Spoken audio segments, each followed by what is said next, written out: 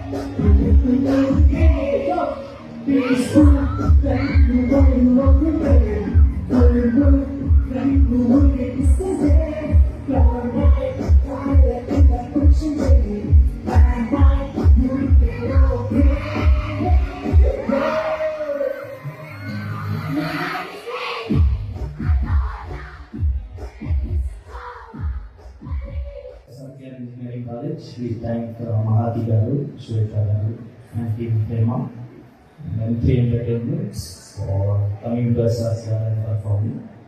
So, on behalf of the entire college, we wish you all the best for the event on 11th at Rajamandri. Thank you.